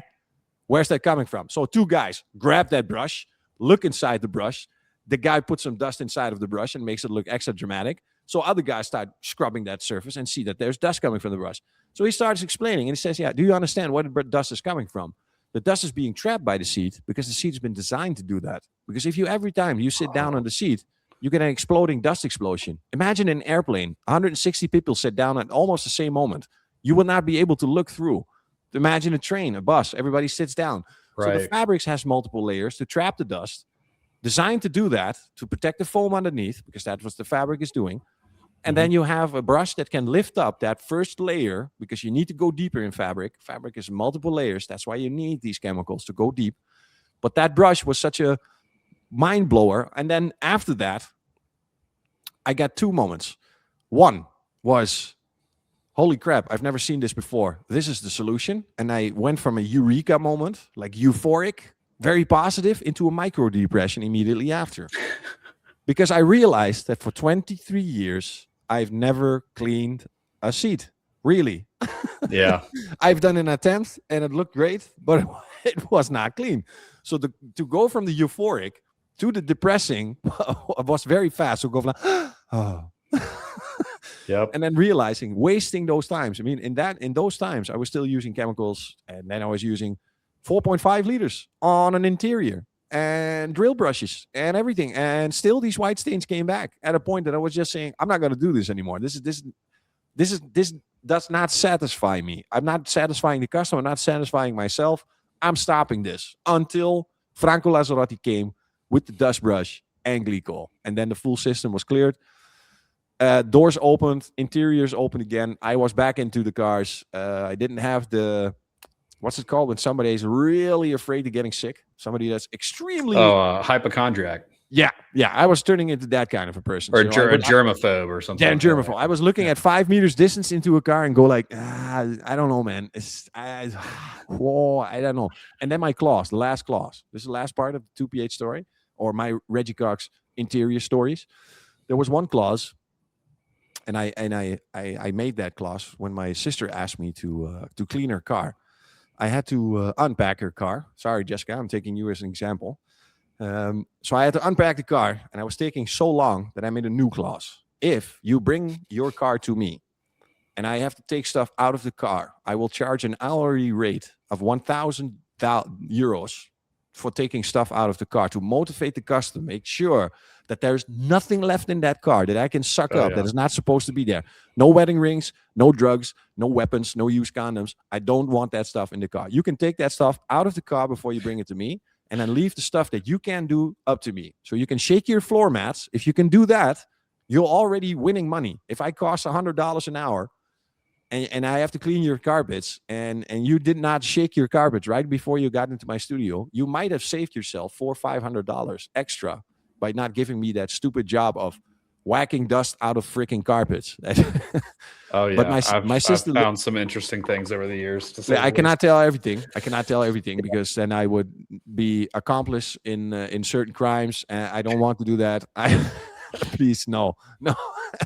What people do in their cars, that's why the outside is so simple, because it's very easy to identify. There cannot be many things. The reasons for a stain on the outside of the car go down fast, but a brown stain in the inside of the car can be so many things other than what you think it is. And it's not something you're going to pick with your finger and give it a little taste, you know? Definitely not. No.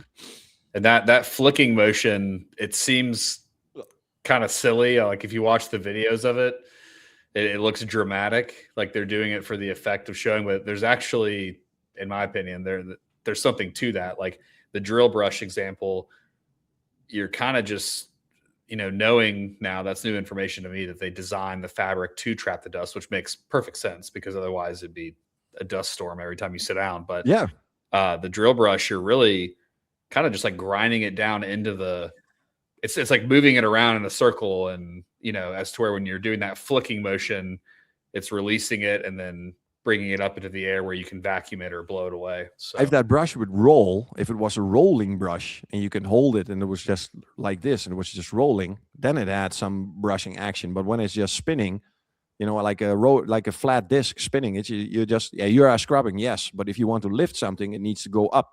Not I can imagine it's doing something, but yeah, and I also calculated, because the question will always come, but how much time is that brushing going to add to my initial vacuuming? Now, if you do it correctly, it can never take, because you think logically. The headliner is probably the least dusted part, and the sitting part, or the seat, the flat part, is probably the highest dusting part. Same as here, the shoulder part of the seat, the flat surfaces will have the most.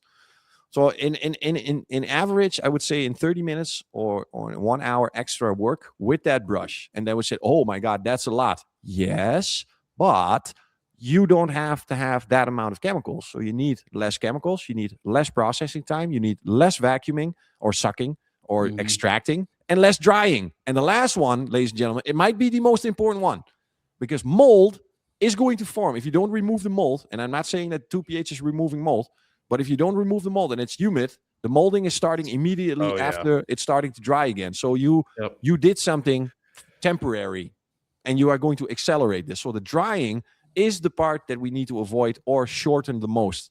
Because in the old system, you would drench the interior with chemicals, then rinse and drill brush beyond recognition and suck it out, and then clog up your your vacuum cleaner twice, and then the filter is fucking sucking up the foam, and the machine breaks, and you have to buy a new vacuum cleaner, and then you finish the car, and then after that, then the next 24 hours, you pray that the customer's not going to call back, because the only part you dried was the driver's seat, so the customer can take the car home. The next morning, he wakes up, he looks outside, he's a fumed up Titanic type of a Leonardo DiCaprio and Kate Winslet moment by a handprint on the inside of the car, because it's so humid that it turned into a sauna because we didn't dry the car properly. And it's also not very nice to leave a 12-cylinder V12 running for 15 hours idle with air conditioning on full power to dry the car as well. It looks great on Instagram when they're damp, like that right after you've extracted, or when the customer picks up, but then when it dries, it smells awful, and then you got the stuff come back. I talked about it on the second episode, but after you demoed Glico and Ductile 2pH at my shop, I sold my steam extractor. I mean, not to say that people who are doing this for a living, it would probably behoove you to own a extraction device of some type, but for the level of interiors we were doing, it just eliminated the need for me. And I always hated using it because of exactly what we're talking about, leaving it wet. And that was like absolute last resort for me, was having to use that tool. And after seeing what 2pH did, it's like, man, I'm not doing this anymore. And I mean, most of the time, if we were doing 2pH type of treatments like that, or carpet treatments, it was usually older vehicles, higher end vehicles, like old European cars, where it doesn't surprise me that your guys' testing indicated it's mostly inorganic. It's a lot of dust, because it was like these carpets just look dingy. Like the black looks gray, the tans just look kind of brown, almost like they're stained, but really what it is just a lot of dust. So like using the brush and the vacuum for an hour, not only is it going to save you chemicals, but I would argue the end result is just light years better than even if you used all these different tools and extractors and different chemicals. And it's a much, much better end result. One question I have for you, you mentioned you went into this on the 3pH 2pH podcast. Talk about how, like, when you spill a drink like a Coca-Cola or a coffee, and you've got the organic. Actually, we were talking about this with my customer that has the applesauce dilemma going on right now. Yeah. I remember. And exactly. I'm like, organic, it's applesauce. Oh, but then when it dries, that's not necessarily the case. And also talk about how when it gets encapsulated, the Glico basically breaks the encapsulation, which then allows the Ductile to do its thing. That is super interesting, and will probably save people a lot of time when tackling interiors. Extremely good question. Thanks so much for being here, man. This makes it so much easier, because the important stuff I tend to forget. So we will take the example of let's think about Coca-Cola. We have a liquid. Inside of that liquid, we have plant-like stuff. We know for sure. We have acid-like stuff, folic acid. There is sugars inside. Sugars are also acid. Then we have a lot of magnesium, calcium. So those are the salts. So they are the organic ones. And when it's liquid, that is just floating around all over the place and nothing becomes an issue. But that stuff inside called H2O, when that evaporates, all those ingredients are left behind in a combination you have never seen before. So you have an extreme complicated mixture of inorganic and organic contamination. If in any case there is organic contamination under, encapsulated beneath the organic contamination, meaning if I needed an alkaline product, if I've used an alkaline product and I have inorganic contamination, it's not going to break it down, dissolve it, or move it. Think about, what's the movie? Jurassic Park. Think about Jurassic Park 1. That, what's his name? The guy that in the whites, the inventor of the next engine, the company, and he's this island with the dinosaurs, and this old guy, this professor dude. He has the staff. I was a child when I watched it, but yeah, so I know who you're talking about. I just don't know his name. The guy with he's completely white, has a white beard, he's the grandfather, and he's inviting the grandkids, and they go, and Sam Grant is there, and it's I know where you're going with this. I know where you're going with this. Okay. So he has this staff. In this staff, he's holding a a gemstone. It's what do you call it? Barnstone or the what's the fuck it's called? Barnsteen in Hollandish, in the Dutch. It's like it's a it's glow. the fossil that's encapsulated in the Yeah, it's like a golden mineral, and inside that mineral is the mosquito, and from that mosquito they drill inside the orange type of a rock that's inside the mosquito, and they are sucking out the blood, and from that blood they are making the dinosaurs. So they take that blood. So that's exactly the case I'm talking about. That mosquito is organic, and that gemstone, that naturally formed gemstone, is inorganic. So I might attack that with alkaline as much as I want, but it's never going to break it down. Same as that you cannot use an alkaline product for water spots. You need an acid. So what Glico is doing is breaking down that inorganic shell, opening it up, dissolving the inorganic, and therefore freeing that little mosquito, that bastard that's stuck inside that rock, that is now open and freely to be attacked with an alkaline product, and therefore removing it. I need to freaking I need to know what that stone is. I have to look it up, because now I can that could be the mascot for 2PH. In fact, I got it. I have it. Jurassic Park. Andreas gave it to me as a gift, the actual stone. So I have the actual stone with the mosquito inside as a Jurassic Park collectible. So I have it at home. As an example, it's fantastic. In English, what is the name of this magical mineral in English? Amber. Amber. Okay. It's amber. It's the amber stone, Jurassic Park. Yeah, the amber in Jurassic Park. So when you look up amber, did you pause your screen? Okay, you're back. It must have paused it when you were searching for something. You're good. Yeah, I'm back. I was making sure we still had a good connection here. So yeah, that's actually, I mean, all jokes aside, that's a great analogy, and I think a lot of people have seen that movie and know exactly what we're talking about. But yeah, I mean, that's understanding all of that. It brings logic to the situation. You know, it's kind of like when we talked about 3pH. You know, why are you selecting the chemicals that you're selecting to wash the car? What are you trying to get off, and how do you get it off? What's the chemistry used? Yeah. Understanding what's going on in the fabric. Things can be encapsulated.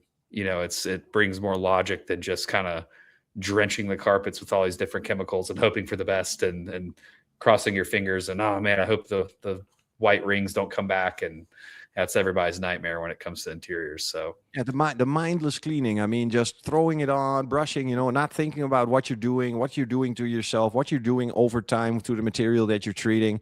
There are so many factors. And of course, I understand that time and money are hand in hand in the detailing industry, but returning customer, results, happy customer, happy detailer, less time, but have better results. In that case, I am always looking for something that is easier, simpler, and faster.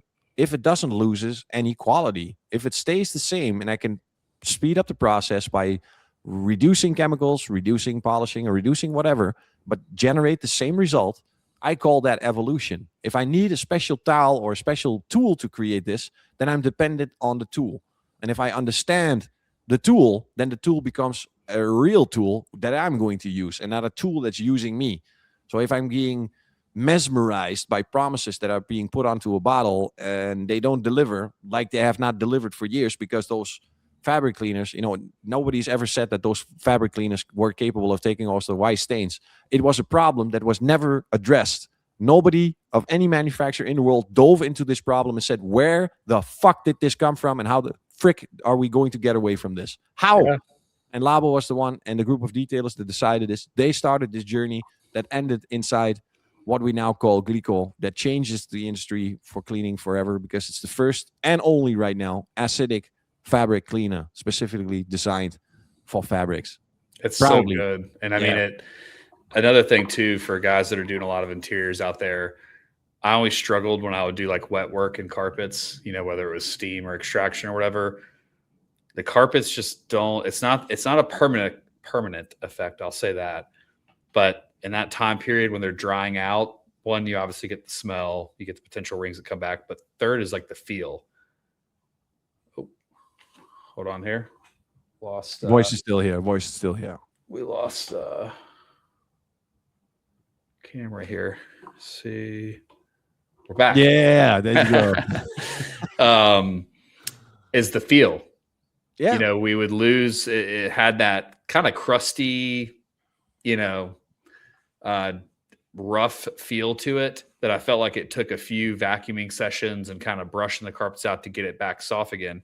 Glico, on the other hand, I have no idea what's going on in there. And I imagine there's some of the similar technology in Texia because I've noticed it on the Alcantara in my truck. You mean But the it fluffy makes feel?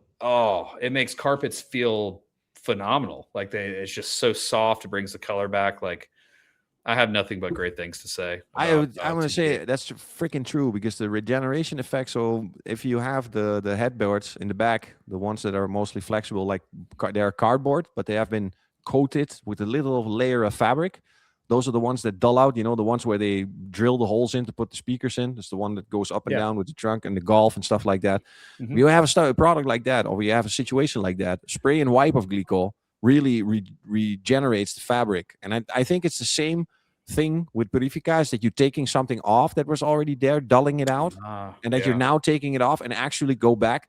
Because I remember doing one set of Rolls-Royce carpets, and Those the are Rolls plush carpets. you know They're, like, you and then super you know. soft. Yeah. So you do not already don't like to clean them because your brush is never going to go deep. Your extractor is not even going to go deep enough to get the shit out Yeah, of that they're like- bottom of those fabric. But when like- you treat them with Glico and you take off your shoes, I don't recommend it to do that with your customer's car, but if you have a Rolls Royce customer and there's no cameras whatsoever, and you do a Glico on that fabric, on that carpet, on the floor, take off your shoes, take off your socks, wiggle your toes in that flexible, fluffy feel of that carpet and experience what softness really is.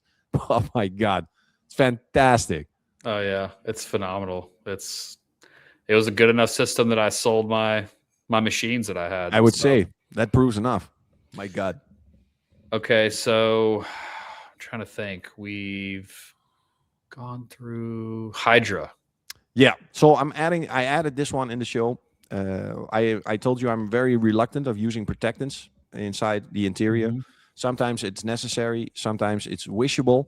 I chose this one to put inside Hydra for the plastics, interior, exterior, but it's dilutable, water dilutable. It's a water-based product. You can go to 1 to 3, 1 to 4, and generate what you just said, a product that said cleaning and protecting at once.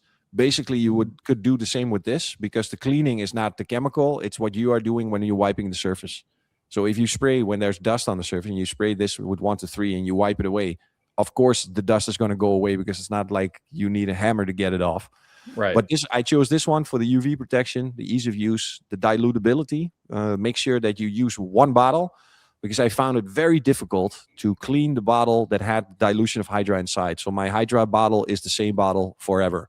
I make one dilution, 1 to 3, and I use that for the inside of the interior. And I can grade it up. So I can give the plastics a regenerative effect, give them more of the darkening. I can give them more gloss. The further I go, the more I apply, the more I wipe, the more I increase. But a 1 to 3 dilution gives you complete customization over the finish. You will have full control over how you want your plastics to look. I'm not saying to use this pure. I only use it on the tires pure and then let it dry and wipe it off. And then because Hydra is more for the natural finish than the glossy wet finish, especially on freaking the cockpit, the dashboard. I remember in the early days when I was using glossy stuff, that reflection in the side of the mirror on the inside of my windscreen was a killer. I cannot see very clearly because of the shiny of the dash. That was when I started to love the natural finish again. And that's why Hydra suits me so well because it has that customizable dilution up to 1 to 5. And when you go to 1 to 5, you can imagine you're just brightening up the plastics a little bit. And still at that level of 1 to 5, 1 to 4, 1 to 3, you have complete customization control about how to get that finish you want. Spray and wipe, don't have to process it. It's water, it's streak free, clears up fantastic, and it's a very, very good sealant and very good. I mean, it stays for a very long time. And that for a water-based product. And I can only assume you guys wouldn't design, because we've talked about this quite a bit on the podcast, but design a product that leaves behind something that would dry and eventually look chalky or white or Yeah. Okay. I have to add this because for Body Shop, I know for a fact that Nero and Hydra have silicones inside. So in Hydra, there are also the silicones that the Body Shops don't like. That is Right. something especially needed to know, especially for the Body Shops, because if I mention the word silicone in the vicinity of one of my best friends, he will punch me in the face. Not Body They Shop. don't like Right. silicone very much. Oh yeah. Oh Oh, yeah. it's a It's joke. that I'm not super familiar, but my understanding is if it's like in the same room, you Yeah, put it on a car 50 feet away, it's yeah. not good. So They will kill you. They will definitely. I've seen them do a Lamborghini Countach. yeah. Lamborghini, scusami ragazzi. And this car was white, and he had to respray it for certain parts. And there was a part at the back where these silicone bubbles kept coming up. Oh, So and he started sanding and respraying and sanding and respraying. At some point, he got fed up, and I believe it was 2.2 gallons of paint that went onto the car just to try to mask the silicone. And it was just a little part where it went, a but he lot just of kept money. painting and painting and painting. There's nothing you can do except, I believe they call it silicone remover, but then you are moving. You could also call it then close to PFAS killer, a chemical that almost can kill PFAS. So freaking harsh, these silicone removers. Not very gentle for us, the environment of the car, but especially not, just keep the silicone away and you will not need a silicone remover. There you go.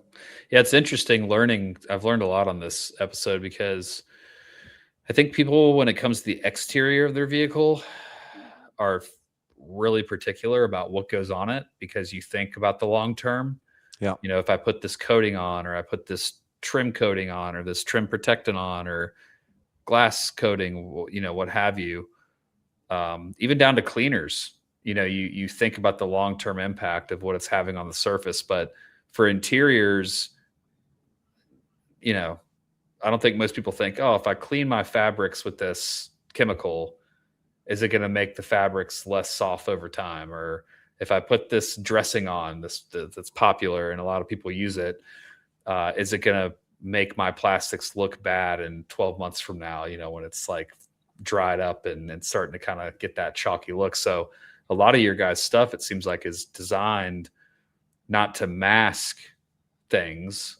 It's designed to completely remove the surface of any of that prior applied stuff and just bring back the natural look of the surface, which is that's a different mentality than like, hey, we're gonna clean it and then put something on top of it to mask the look. It's like, it's a totally different philosophy. So It makes this working for this company so incredibly easy because I do not have to lie about anything. I can just speak fully from personal experience. I never had training. When I started here, they send a box of products to my house, and I just start faffling around and see what happens and how these products can be used the most effective way based on my just read the instructions. Okay, you can use it like this, you can use it like this, and you start experimenting on my own car. And then that leads to a job that now is promoting these products. It's very easy because, like you said, I like real. I like real. That's why I like women just when they wake up. There's no for sure that no women in this world can fake up. They can fake everything except waking up. Because you're moving from a subconscious state to a conscious state. And that is, you need to realize that you're moving from that subconscious state. So they are not going to flick their hair immediately and everything will be fine. You know this because you're married, of course. But I like real. Undoubtedly 100% real. That's why I like watching cartoons, because I know for sure that the cartoon is fake. There's nothing about the cartoon being real. It's a cartoon for a reason, So I like real, and these products give that satisfaction of realness. It doesn't look clean. It's freaking clean. It's clean by bacteria. It's clean by the surface. It's clean for it's real. It's 100% real. And I did it. And I get so many praises from around the world, from all detailers saying, you guys make the greatest products and everything. And I keep saying the same thing. You made it to a success. We did everything we can to create the formulation. We did everything we can to describe to you, to instruct you how to use this product successfully. But in the end, that is the last part that we do. When you buy that product, it becomes your product. It becomes what you do with it. And that these people transform interiors, exteriors, coatings, from everything, and I get praised for the products. I said, no, it's you. You made this to a success. This product just suits you. It suits the way you work. It suits the way you want things. And now it complements to you as a detailer, where you improve not only your skills, but yourself and your professionalism by generating these results for customers, the wowing. And almost 90% of all detailers do this for the same satisfaction. They love it when their customer comes to pick up the car and goes, oh my God, it's amazing. You changed my car. No, you bought another car. You changed this. This is another car. This is not my car. Detailers love that. At least I love that. That satisfaction to me is worth 10,000 times more than the money I'm getting from the job. The money is a financial contribution. I understand, for the work and everything, but that's not the reason I'm polishing these cars and cleaning these cars. I'm doing this for 100%. A reason. I need a different type of satisfaction. You know, I'm addicted to the before and after. And when that before and after is also undoubtedly, scientifically, 100% real, I'm full circle. I can die a happy man knowing I did something real. You know, I can feel the testosterone rising. What's right. Exactly. The righteous way. It's helping preserve it. It's not just masking it with all these different things. And so, but a lot of this comes to education, man. I mean, like, you've taught me a ton as someone who was in it for, 12 years as a business, and much longer before that, just as a consumer enthusiast or whatever. But you've taught me a lot, because I think things just get shared around. You probably see this in any industry, right? Not just detailing, but things get shared around. And it's like, well, I do my carpets with the brush and the extractor because that's what the other 5 million people on YouTube and social media do. And it's not coming from a place of laziness or, not wanting to do the customer right. It's just, you don't know what you don't know. And so I think the best example, get educated. What you're saying is absolutely true, is that people are following and doing. That's where the paintbrushes came from. No, there are so many people not even thinking about, why am I using this brush? Is this brush actually doing something? It looks like a mini broom. It looks just like a really small broom. You know, it's just like a broom. I'm using the broom. It's nothing special. So what is this with these brushes? But exactly like you said, and that is to the core. It's to the core that this is the reason that we are doing this. We are moving into another direction. We have to educate, we have to explore, and we have to become critical, because the criticism of the detailers that test the product, when I ask a couple of guys to test something, that criticism is then appointed to the same dynamic as I want it to go. So if they say to me, hey, this product smells great, I don't give a fuck how it smells. You need to tell me what's wrong with this product. What did you find during years processing? Because many times I explain a story and then a little bit of my enthusiasm comes inside and I start pre-influencing people about the performance of a product. But I keep telling them, don't trust what I'm saying. I'm working for a company that's paying my salary for promoting these products, or basically. So what I say needs to be put up to the test. So the high success I have is by, like with you, I told you something. You went by yourself when I was not there and you tested it and did it and then confirmed it. So the instruction versus your own exploration in this product combined made you accept the usage and the result of this product. If I come inside and I fly around and I make these crazy statements and fly around and tell you all crazy stuff and distract you with all the technology inside, AQL, OSD, EAPS, I don't know what else, the next day you're going to think, what the hell was you saying yesterday? Something about AQL? How the fuck how do I use this stuff? I've heard so many magical things, but it's the exploration and the confirmation of the person like you, and then finding out, okay, so he was not lying. That's number one. Number two, hey, this is actually great stuff. Number three, hey, this is amazing. I got to do this more. This is good. It's very good. Absolutely, man. Yeah, I'm glad we're doing these episodes because there's so much about your guys' products that I think people don't know. And the irony of that is they're rising in popularity like crazy. And it's because they work well. But I think once you really understand what's going on, you realize there's just so many unique selling points and things going on with the products that a lot of brands don't have those unique selling points. As you guys are innovating. And so it's important to know these things and what you're doing to the customers' cars and to your own car. And so I love it, man. It's great. I noticed you didn't put Varius in here. Was that intentional? Yeah, definitely. Okay. Definitely. I could have put it inside because you could indeed all around cleaner. You could use it inside and outside, but For interior, let's say specified interior, I wanted to give credit to the man that was the inspiration for this build up, going from light to heavy, to at least give him the full lineup and not dilute, because we also put Ductile inside. Yes, true, but Ductile is the foundation of the 2pH. And to add to that, if there is any last words I would add to this podcast for today, some secret sneaky freaking tips, combos. So the Glico by itself, naked, only spray, scrub, and suck. It's fantastic. When you combine Glico with Ductile, you can. But Ductile now is a little bit for the harder cases. Combined Glico and Texia in the system. I'm not going to say anything about results. I want to keep this for you. Glico and Texia as a combo. Glico and Omnia as a combo. Glico by itself and Glico and Ductile as a combo. Maybe even in the future, if I tested it out and it really has value, I will add Glico and or Varius if that is a good combo. But we will find that out in the future. So TBD. Okay. Yeah, definitely. Because I know for sure this is gonna go.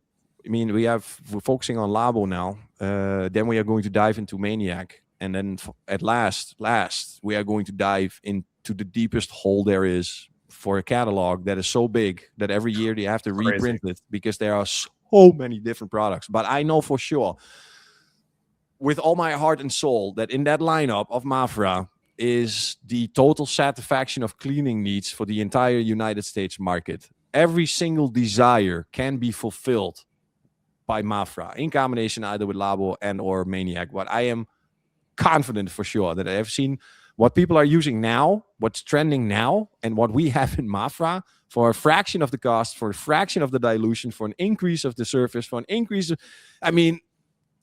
let's calm down, Reggie, because we got a long way to go before we're there. We have to first finish these series and see what other series are going to come up, because I know for sure we're going to have extra podcasts based on the feedback we get from the people that I, again, still want to thank for watching so much.